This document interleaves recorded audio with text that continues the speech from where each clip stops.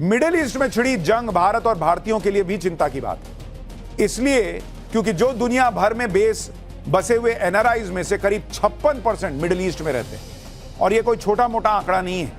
इसलिए पीएम मोदी को भारतीयों की सलामती की चिंता है। आप देखिए कि पीएम मोदी ने कल रात 3 बजे 3:30 बजे तक कैबिनेट कमेटी ऑन सिक्योरिटी की बैठक की।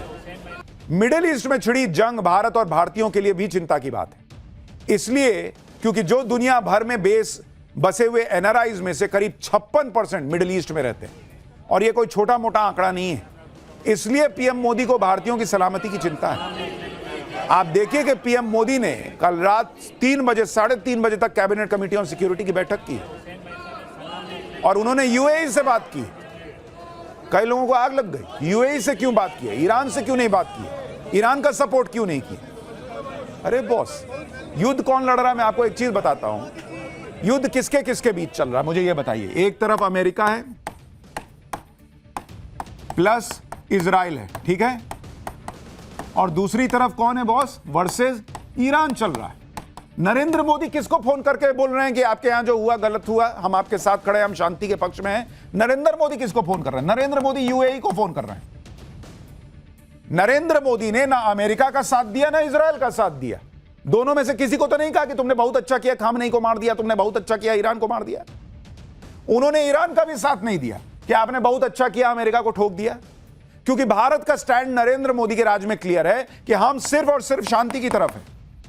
इसलिए आप देखिए कि नरेंद्र मोदी ने किसको फोन करके कहा कि आपके साथ गलत हो रहा है? वो यूएई को बोला, क्योंकि यूएई जो है वो बीच में पिस रहा है, मिडिल ईस्ट बीच में पिस रहा है, वो बीच में है। और जो लोग यहां भारत में कह रहे हैं कि अरे मोदी तो मुसलमानों के विरोधी हैं इसलिए उन्होंने ईरान का साथ नहीं दिया, बॉस ये यूएई क्या क्रिश्चियन देश है? ये मिडिल ईस्ट के जितने देश हैं वो क्या क्रिश्चियन देश हैं? वहां मुसलमान नहीं है। तो यूएई के साथ अगर खड़े हो रहे हैं, वहां जो मासूम मर रहे हैं उनके लिए भारत कह रहा है कि हम आपके साथ खड़े हैं, तो वो मुसलमान का साथ देना नहीं है। मैं खुद कह रहा हूं कि अमेरिका ने ईरान के ऊपर जो हमला किया उसमें अमेरिका से सवाल होना चाहिए कि वहां परमाणु बम नहीं मिले, वहां पर अगर रिजीम चेंज होने की जिम्मेदारी तुम्हारी कैसी है, यह सवाल पूछा जाएगा तो तुम क्या जवाब दोगे? लेकिन इसका मतलब यह नहीं है कि आप किसी एक का पक्ष ले जो भारत करता है, भारत नहीं करता है। और जो लोग कह रहे हैं कि ईरान का साथ नहीं दिया, बॉस जब यह युद्ध शुरू नहीं हुआ था तो यूनाइटेड नेशंस में भारत ने ईरान का साथ दिया था, यह याद रखिए। लेकिन आज की डेट में नरेंद्र मोदी का सीधा स्टैंड यह है कि जो लोग बीच में फंस रहे हैं उनका मैं साथ दे रहा हूं और मैं शांति की बात कर रहा हूं। उन्होंने नेतन्याहू को फोन करके बोला कि भाई शांति की तरफ बढ़ो, ये क्या चल रहा है? और आप देखिए कि नरेंद्र मोदी ने किन किन राष्ट्र प्रमुखों से पिछले 24 घंटे में बात की है, वो आपको बताऊं। उससे पहले आप जरा देखिए, 1 मिनट पहले वो दिखाइए जरा, कहां मिडिल ईस्ट में कितने भारतीय कहां रहते हैं, जरा मैं आपको दिखाता हूं। मिडिल ईस्ट में जो भारतीय रह रहे हैं, जिनको ये लग रहा है कि अरे कांग्रेस को क्या है, कांग्रेस को तो बोलने में जाता है कि अरे हम तो ईरान के साथ खड़े हो जाएंगे, क्योंकि आपको यहां मुस्लिम वोट बैंक दिख रहा है। नरेंद्र मोदी को वहां मिडिल ईस्ट में फंसे हुए भारतीय दिख रहे हैं।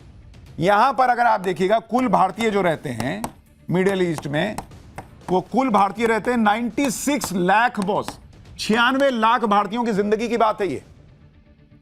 जिस यूएई को नरेंद्र मोदी ने फोन किया और कहा कि अल नयान मेरे भाई हैं, मैं आपके साथ खड़ा हूं, वहां 39 लाख भारतीय रहते हैं, ऑलमोस्ट 40 लाख भारतीय के करीब रहते हैं। सऊदी अरब में ऑलमोस्ट आप मान के चलिए कि करीब 27 लाख भारतीय रहते हैं। सबको भूल जाएं। इसी तरह आप कुवैत में देखिए, कुवैत में करीब 10 लाख भारतीय रहते हैं। कतर में 8,30,000, कतर में 8,30,000 भारतीय रहते हैं। ओमान में 6.5 लाख भारतीय रहते हैं, 6.5 लाख। क्या करें नरेंद्र मोदी कि सबको कहें कि नहीं मुझे तो यहां पर यह देखना कि कांग्रेस पार्टी कह रही है कि हमको ईरान के साथ खड़े हो जाना चाहिए, और इन देशों में जो भारतीय हैं उनको क्या मैसेज दे दें कि हमारे यहां हमारे जो लोग आपके यहां हैं उनके साथ कुछ भी हो, हमको फर्क नहीं पड़ता, हम तो ईरान के साथ जा रहे हैं। नरेंद्र मोदी ने कैलकुलेटिव डिसीजन लेते हुए ना ईरान का साथ दिया, ना इजराइल और अमेरिका का दिया। हां, जो लोग बीच में मर रहे हैं उनके साथ हम खड़े हैं और हम शांति की बात करते हैं, ये भारत ने मैसेज दिया है। इसमें क्या गलत कर दिया उन्होंने? आप यह भी देखिए कि अपने नागरिकों की सुरक्षा को लेकर पीएम मोदी ने पिछले 24 घंटे में किन किन देशों के राष्ट्र प्रमुखों से फोन पर बात की। उन्होंने सऊदी अरब के क्राउन प्रिंस और पीएम मोहम्मद बिन सलमान से बात की। मैंने अभी आपको बताया सऊदी अरब में कितने भारतीय रहते हैं। आज ही पीएम मोदी ने बहरीन के किंग हमाद बिन ईसा अल खलीफा से बात की। इसके अलावा कल शाम को पीएम ने यूएई के राष्ट्रपति शेख मोहम्मद बिन जायद अल नहयान से बात की। इसके बाद पीएम मोदी ने कल शाम को इजरायल के पीएम नेतन्याहू से फोन पर बात की। यानी भारत लगातार शांति की अपील कर रहा है। भारत बार बार कह रहा है कि जो लोग बीच में फंसे हैं हम आपके साथ खड़े, लेकिन भारत युद्ध में नहीं कूद रहा कि हम एक साइड ईरान का ले लेते हैं या अमेरिका इजरायल का ले लेते हैं। और उन्होंने नेतन्याहू को फोन करके बोला है कि भाई शांति करो, ये क्या कर रहे हो। अगर जरूरत पड़ी तो यूक्रेन की तरह ईरान समेत सभी खाड़ी देशों से भारत अपने नागरिकों के लिए रेस्क्यू ऑपरेशन भी चला सकता है। दिल्ली में सीसीएस यानी सुरक्षा मामलों की कैबिनेट समिति की बैठक में इस पर गंभीर चर्चा हुई है और पीएम मोदी ने रेस्क्यू ऑपरेशन की तैयारियों की समीक्षा की। इस बैठक में गृह मंत्री अमित शाह थे, रक्षा मंत्री राजनाथ सिंह थे और एनएसए अजीत डोभाल शामिल हुए। इस बैठक के तुरंत बाद पीएम मोदी ने यूएई, सऊदी अरब, बहरीन और कतर के राष्ट्र प्रमुखों से बात की और भारतीयों की सुरक्षा को लेकर चर्चा की। नरेंद्र मोदी लगातार मिडिल ईस्ट के हालात को देख रहे हैं और उस हिसाब से उस रणनीति पर चल रहे हैं जिससे भारत के हित न प्रभावित हो। लेकिन यहां इंडिया अलायंस और कांग्रेस ने अलग राग अलापा हुआ है कि नरेंद्र मोदी ने ईरान की बात नहीं की, अमेरिका इजरायल के साथ हो गए। कैसे इजरायल के साथ हो गए बॉस? उन्होंने कह दिया कि बहुत अच्छा किया आपने खामनेई को मारा। कांग्रेस ने बयान पर बयान जारी कर दिए। ईरान इजरायल के युद्ध को लेकर अपनी अलग ही नीति चला दी। खामनेई की हत्या की निंदा करते हुए कांग्रेस ने बयान जारी कर दिया और खामनेई के नाम पर वीडियो बनाकर नरेंद्र मोदी को घेरा जा रहा है। उधर ओवैसी अलग अटैक कर रहे हैं। सुनिए ओवैसी क्या कह रहे हैं। ये मौका है भारत के प्रधानमंत्री को अपने लीडरशिप स्किल्स को दिखाने का इंटरनेशनल लेवल पर। विश्व गुरु अगर हम बनना चाहते तो ये मौका है। सिर्फ बोलना नहीं, आप अपना रोल अदा करिए और इसको रुकाइए आप।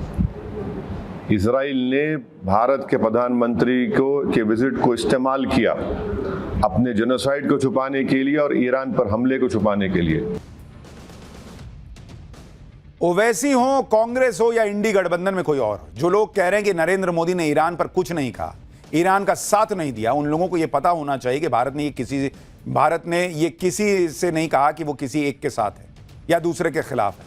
नरेंद्र मोदी और भारत उनके साथ खड़े हैं जो लोग युद्ध में पिस रहे हैं। गल्फ देशों में भारत के बड़ी आबादी रहती है, नरेंद्र मोदी उसको देख रहे हैं। प्रधानमंत्री मोदी ने अमेरिका ईरान के बीच छिड़ी जंग पर कहा कि युद्ध किसी मसले का समाधान नहीं है। उन्होंने साफ कहा कि भारत युद्ध नहीं शांति का पक्षधर है। मिडिल ईस्ट में मौजूद भारतीय नागरिकों की सुरक्षा पर पीएम ने कहा कि भारत सभी देशों के साथ मिलकर काम करता रहेगा। सुनिए पीएम को। विश्व में चल रहे अनेक तनावों को लेकर भारत की सोच स्पष्ट ही है। हमने सदैव शांति और स्थिरता बनाए रखने का आह्वान किया है और जब दो लोकतंत्र साथ खड़े होते हैं तो शांति की आवाज और भी सशक्त हो जाती है। पश्चिम एशिया की वर्तमान स्थिति हमारे लिए गहरी चिंता का विषय है। भारत डायलॉग और डिप्लोमेसी के माध्यम से सभी विवादों का समाधान का समर्थन करता है।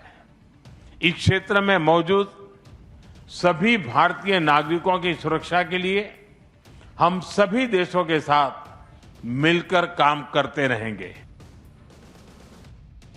भारत का स्टैंड क्लियर है कि हम शांति के साथ हैं, लेकिन अपने लोगों की सुरक्षा के लिए नरेंद्र मोदी लगे हैं। अब बस ये देखना है कि ये युद्ध कहां जाकर रुकेगा और कब तक रुकेगा, जिस पर हम आपको लगातार जानकारी देंगे।